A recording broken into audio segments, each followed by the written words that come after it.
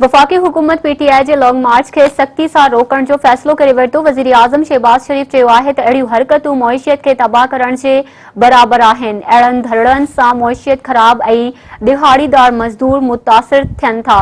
वज़ीर आज़म शहबाज शरीफ की सदारत हेठि वफाकी काबीना जो इजलास थियो, जंहिं में मुआशी सूरत हाल समेत पीटीआई जे ऐलानियल लॉन्ग मार्च ऐं अमनो अमा जी सूरत हाल ते गौर वीचार कयो वियो।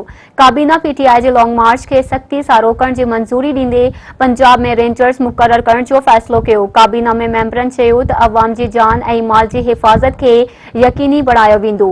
पीटीआई जे लॉन्ग मार्च वारे ऐलान खां पोइ अॼु वज़ीर आज़म शहबाज शरीफ क़ौम खे ख़िताब कंदो।